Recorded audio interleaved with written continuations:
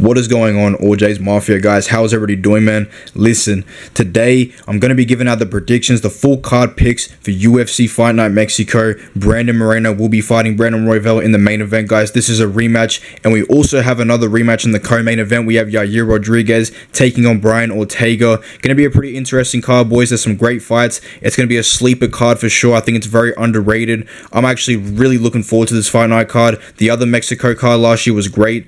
So let's get straight into it, guys. I want to quickly skim through these picks just for this video. The mandem is busy, so let's get straight to the first fight on the card. Muhammad Naimov versus Eric Silva in the featherweight division. For me, guys, I'm going to go with Muhammad Naimov. He's closing in as a moderate favorite, you know what I mean? The odds makers are obviously expecting him to win. I think he's just got way better wins. He's been fighting the better competition. Eric Silva is a 36-year-old old man. You know, I don't even know how he got to the UFC. I'm going to be completely honest with you guys. I feel like he's also been fighting cans, whereas Muhammad Naimov has looked great, man. You know what I mean? He's been able to beat guys like Jamie Malaki, Nathaniel Wood. This is a common sense pick here. I'm going with Muhammad Naimov by second round knockout. We move on to the next fight in the flyweight division, guys. Victor Altamirano taking on Felipe dos Santos. And I'm going to be completely honest with you guys. I thought Felipe dos Santos looked amazing in his last fight against Manel Kape. He took that fight on short notice. That was also his UFC debut.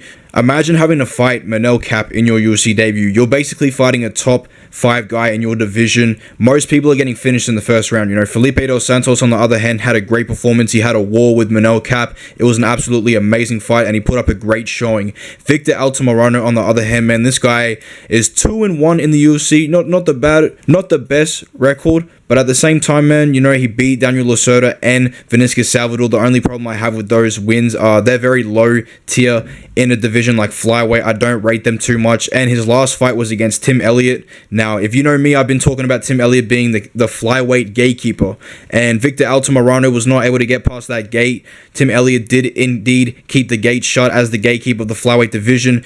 Victor Altamirano just wasn't able to beat him. He looked good on the feet against Tim Elliott, but it was really just the grappling and the dominant wrestling and the control time of Tim Elliott that got him the win. I believe he dominated the fight like all 3 rounds from what I remember. Altamirano just had no success. You know, and the reality is, I think if Felipe dos Santos is, you know, fighting Tim Elliott, he's probably going to whoop Tim Elliott. So, give me Felipe dos Santos to win this fight here. He's a 3-1 favorite. I think he's going to win this fight by decision. I think he's going to have a tough fight regardless with Altamirano, but I think he's going to put on a really good fight and get his first win in the UFC, guys. So, give me Felipe dos Santos. We move on, and we are back in the flyweight division, guys. We have Luis Rodriguez versus Denise Bonda here. Guys, this is all I'm going to say. I really don't know who either of these guys are. I know Denise Bonda, you know, I think he's got 2 losses in the UFC. Apparently, a lot of people think this guy's a can crusher, which is what it looks like to be honest with you. And Luis Rodriguez, you know, I think he's a really young dude. He's 15-2. He looks really dangerous, man. Currently on a big winning streak. I don't know much about this guy, so off my, you know, initial thoughts, give me Luis Rodriguez to win this fight by second round knockout. We move on to the next fight, guys. And we are in the lightweight division. Claudio Puelles versus Faraz Ziem.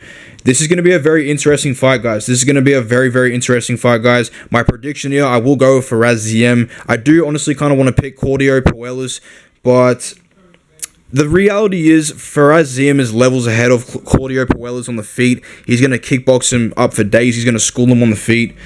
And the only chance Claudio Puelles has in this fight is really getting a knee bar submission, which I don't see him getting. A lot of people are picking Claudio Puelles. They think he can get this fight to the ground, get the submission. I don't see it happening. I think Faraz Ziem's kind of underrated. So give me Faraz Ziem to win this fight by a 29-28 boring kickboxing decision, just kind of stuffing the takedowns of Claudio Puelles. We move on, guys, into the next fight. We are back in the flyweight division. We have so many flyweight division fights on this event. I don't know what's going on, but we have Edgar Chairez versus Daniel Lacerda. This is a rematch, guys. This is going to be a very interesting fight. Edgar Chairez basically beat Daniel Lacerda in their last fight by submission, but the reality was it was an early stoppage. I think Daniel Lacerda should not even be in the UFC. This guy's on a 4-fight losing streak, pardon me. You might as well call it a 5-fight losing streak if his last fight wasn't a no contest. Regardless, though, I think, you know, this fight's going to end the exact same way. Lacerda is very dangerous in the first round, but it just, the reality is he hasn't won that many fights, especially, you know, he hasn't won any in the UFC. He's a very good fighter that just can't seem to get a win in the UFC. Ego Shidez, you know, he looks tough as hell. I don't see him just losing this fight. He's a big favorite, 3-1 favorite. I think he's, you know, more skilled here in the grappling particularly. I see Ego Shidez getting a second round submission win here, guys. Let's move on. We are literally back in the flyweight division. I don't know what the fuck is going on, but regardless, Jesus Aguilar will be taking on Matheus Mendonça, and this is an interesting fight, man. I'm not gonna lie. Mendonça's making his flyweight debut. I'd love to see how he wants to, you know, I'd love to see how he does at 125, because as of right now, he's on a 2-fight losing streak. Hasn't looked the best, to be honest with you, but he seems like a pretty skilled fighter. Regardless, though, Jesus Aguilar is dangerous, man. This guy is quick. He's a really short dude for the flyweight division, but don't let that, you know, kind of disrupt you. He's got knockout power in his shots, and he's got really good grappling. He actually submitted Ego Shidez, who we were just talking about in the last fight. So he's got some pretty decent wins. Lost to Tatsuro Taira. No shame losing to Taira. And I'm going to take an underdog here in Jesus Aguilar. The reality is, guys, I'm going to be honest, I kind of see Mendonça being a bit bigger than Aguilar, which kind of might benefit him in this fight. But I think Aguilar fighting in front of his Mexican home crowd, he's going to really want this victory. I think he can, you know, kind of land the biggest shots throughout the fight. I think he could kind of maybe take down Matheus Mendonça. The reality is, after seeing Matheus Mendonça's last fight and the fight IQ on display, I kind of have to pick Jesus Aguilar here. You know, this is a pick and fight. Give me Jesus Aguilar, the underdog. You know, he's coming in as a slight underdog, I believe. So I really like this guy to get the job done. I think he's one of those Mexican fighters as the dog who will get it done. I don't really rate much of Matheus Mendonça. You know, if he fights with some solid fight IQ, he can definitely win this fight. But we move on. I'm going with Jesus Aguilar, the underdog. Christian Quinones versus Raoni Barcelos in the bantamweight division, all right? Raoni Barcelos, man, this guy's 1-4 in his last 5 fights. Absolutely crazy. You know, not only that, but he's an old guy for the division at 37, which is kind of worrying. 36, but basically 37. On the other hand, you got a young, hungry Mexican bantamweight fighter, Christian Quinones, 18-4, 1-1 in the UFC. His last fight, you know, he was doing really good. He was piecing up Kang Ho Kang on the feet. And at the end of the day, man, he got a little bit overzealous, really wanted to get that finish, and he left his chin up high in the air, got clubbed and subbed. He basically lost the fight, but regardless, I'm going to pick another underdog here, guys. I'm going to go with Christian Quinones. I'm going to really, you know, kick myself in the butt if I get this pick wrong, but I think Christian Quinones is going to knock out Raoni Barcelos, guys. I really do. Not only is Christian Quinones, you know, a lot younger than this guy, but he's also got pretty good experience. 18-4, a lot of, you know, good wins on his resume. He beat a guy who's fighting next week. I can't remember his name. Vinicius Oliveira, who's like an absolute stud. He beat him. He knocked out Vinicius Oliveira. I'm going to trust Christian Quinones here, guys. I think Raoni Barcelos is kind of over the hill. He's been fighting good dudes. I understand why he's the 2-1 favorite here. I think Christian Quinones can land a big bomb on him. I think this guy's got pretty solid boxing. I think he's going to be very active in Raoni Barcelos' face. The reality is, I think Raoni's like a Muay Thai fighter. He likes to throw a lot of kicks and try and, you know, take you down and control you. I think Christian Quinones is going to keep him at range and honestly find a good either counter punch or find a good straight down the middle. Knock Raoni Barcelos out. I don't think Barcelos really has the best chin anymore. Regardless, he got knocked out by Umar. But give me another underdog in Christian Quinones, guys. Let's move on. The first fight on the main card, guys, in the lightweight division. Manuel Torres taking on Chris Duncan, guys. I'm going to make a quick prediction here. I feel like Chris Duncan is low-key kind of chinny. I mean, he's 11-1. He seems like a pretty good fighter. Very well-rounded guy. Good stand-up, you know what I mean? Really good feints. I know if you can't really compliment feints, but he looks good in his recent past UFC fights. But I'm going to take Manuel Torres here by vicious knockout. I think Manuel Torres is on a roll here. I really believe that this guy could be something in the lightweight division. Two UFC fights, 2 performance of the night bonuses, 2 brutal knockouts, 2 finishes, all that good stuff, man. You know what I mean? I'm worried if this fight goes past the first round, Chris Duncan will, you know, win that second and third round to claim a, you know, unanimous decision, whatever. But I'm going to trust Manuel Torres to get a first round and KO. We move on to the next fight, guys. The next fight, guys, we are heading in the strawweight division. I was like, I don't even know what division we're looking at right now. We got Yasmin Uwagri taking on Sam Hughes. This is a classic women's MMA fight.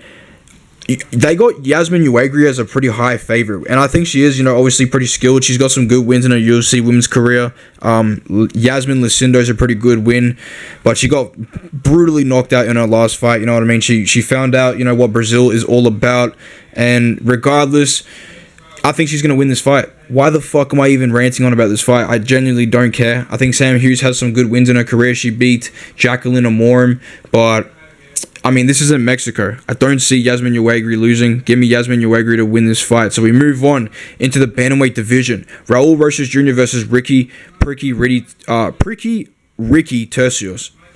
I'm going to go with my boy Raul Rosas Jr. here, man. You know what I'm saying? How the fuck can I not pick against Raul? This guy has been looking like a stud in his recent fight against Terrence Mitchell. He knocked him out, submitted him. I think he finished him with punches, actually. Regardless, he's been looking really good, man. As for Ricky Tercios kind of is a fighter that fights to the competition of his opponents. You know what I mean? He kind of fights to the level of his opponents at times. You know, really doesn't like pick up a pace. He'll kind of walk you down at some points in the fight. One thing about Ricky Tercios, man, is just I feel like he's kind of slow for a bantamweight. Not only that, but he's taken a lot of damage. I don't know how to explain it, man. He gets hit a lot. You know, he does take a lot of punishment. And I think Raul Rosas Jr. is not only way younger than him, I think he's just way more explosive, way more athletic. I think this is actually, if I'm going to be honest with you, I think for Raul Rosas Jr., this will be a very impressive win for him in his early career if he can beat Ricky Tercios. Tercios won the Ultimate Fighter Season 29. You know, he is the champion of that tough season. So there's a bit of respect on Tercios' name, but regardless, I think Raul Rosas Jr. is going to absolutely smoke him. I think the reality is, if Raul Rosas Jr. doesn't get him out of there in the first round with a submission, I think in the second round he's going to be able to control Ricky Tercios. I hear people saying, you know, Ricky Tercios is not an easy guy to hold down, but at the end of the day, I'm just going to go with Raul Rosas Jr. by a second round submission. I think if this kid's a real deal, he should be able to get past Ricky Tercios. I don't think Ricky Tercios is as good as someone like Christian Rodriguez, who Raul Rosas Jr. lost to. I think this is a pretty good matchup for Ricky, or pardon me, I think this is a pretty good matchup for Raul Rosas Jr. to get the W. So we're going to move on into the next fight. Daniel Zellhuber versus Francisco Prado. Guys, this is a very easy prediction. I'm not going to jinx it, say easy prediction, but I'm going with Daniel Zellhuber here. The reality is, Daniel Zellhuber, I've watched a lot of his fights, and this guy kind of like loses the first round. You know, he might be getting his ass whooped in the first round, only to really come back in the second and the third round and kind of make a statement, get the victory.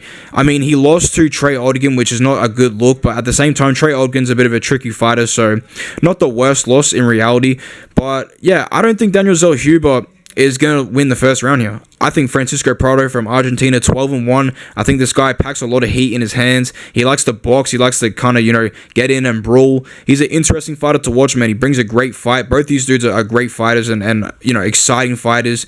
But I think Daniel Zellhuber has a big reach advantage, you know what I mean? Not only that, but he's 6'1", pretty tall for a featherweight. And I think he's going to, be improving every single fight he has. He's training with Eric Nixick at Extreme Couture, you know what I mean? That's a great choice that Daniel Zellhuber has made in his career. He's going to improve so much, and I think Francisco Prado is honestly pretty good as well. I think he's got a lot of potential, but I think the reality is Zellhuber's kind of a step ahead of him. So I think the way this fight's going to play out, Francisco Prado is going to walk down Daniel Zellhuber in the first round, land a lot of shots, maybe even beat the shit out of Daniel Zellhuber. I would not be surprised if Francisco Prado drops Daniel Zellhuber, but I think as the fight goes on, Zellhuber is going to be able to just kind of pick up the pace and find his rhythm in the fight, start whooping on Francisco Prado, landing the better kicks. This guy's a big kicker, so I expect him to land a lot of teeps, a lot of body kicks, leg kicks, really being active, moving around a lot, making it hard for Francisco Prado to get the knockout. But regardless, you guys heard me. I think Prado's going to win that first round, and I got Daniel Zellhuber for the last two, making a statement, getting the W.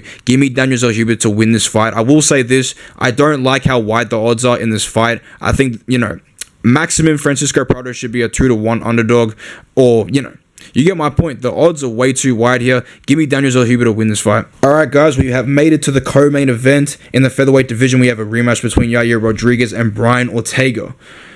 Now, a lot of people are going with Yair Rodriguez here, and I think Rodriguez is going to get the job done. But one thing that I noticed with Brian Ortega is this guy, he's pretty slick with it. I'm not going to lie. This guy, of course he fumbled Tracy Cortez, but in all seriousness, this dude has really good jiu-jitsu. You know what I mean? Really good jiu-jitsu. He's a dangerous guy. He can sub you from any position. Great jiu-jitsu black belt, but at the end of the day, This guy is going to get his head kicked off by Yair Rodriguez, all right? I think Yair Rodriguez, coming off that loss to Alexander Volkanovski, I think that was a really tough loss for him, you know what I mean? And I think he's extremely hungry, extremely cocky. You know, I think he's got a big ego, Yair, because I think he wants to prove a point here, get in there and kick the shit out of Brian Ortega. And as far as I'm concerned, when these two guys fought each other in the first fight, Yair Rodriguez was piecing up Brian Ortega on the feet, kicking his face out. And I know you can't really judge a fight off one round because Brian Ortega did get a takedown as well in that round before the injury happened. I just think that Yair is a bad matchup for Brian Ortega. I think Yair is just going to be super active on the feet, constantly just throwing kicks, being way too, you know, laterally moving around the octagon way too much for Brian Ortega to try and get that takedown on.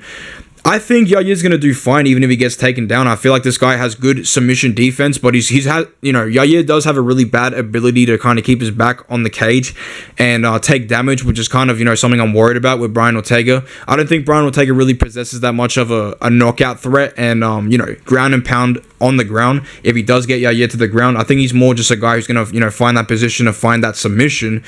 But I like Yair Rodriguez here, guys. I think Brian Ortega can only take so much punishment for so long before Yair finds a head kick or finds like a brutal body kick, which is just going to shut down Brian Ortega. So give me Yair Rodriguez to win this fight in the 4th round. I do like Brian Ortega as an underdog, but I'm going to trust Yair Rodriguez, guys. Give me Rodriguez to win this fight by TKO in the 4th round by body kick. And we move on to the next fight, guys. We have Brandon Moreno taking on Brandon Royval, the battle of the Brandons in the main event. Guys, look, I'm going to keep it short, sweet, and simple. I'm going with Brandon Moreno here as the favorite.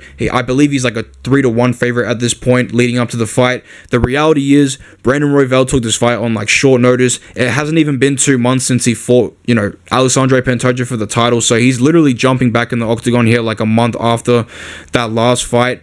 Short notice is not good against a guy like Brandon Moreno. You know, Moreno's hungry, focused. He was supposed to fight Amir Albazi, and I think he's, you know, going to go in here and just wrestle the shit out of Brandon Royval. I think these two are going to be trading on the feet for a while.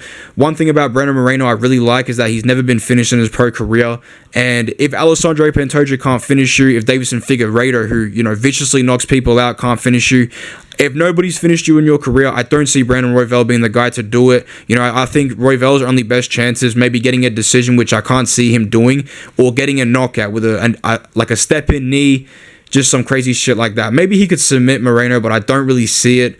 You know, Brandon Moreno's got a granite chin, and he's got good submission defense, you know what I mean? Being able to survive Alexandre Pantoja on his back, you know, and Pantoja's like an amazing grappler in reality. So give me Brandon Moreno to win this fight by a 3rd round TKO, maybe a submission, but I'm going to go with a 50-45 or a 49-46 for Brandon Moreno. You guys get the point.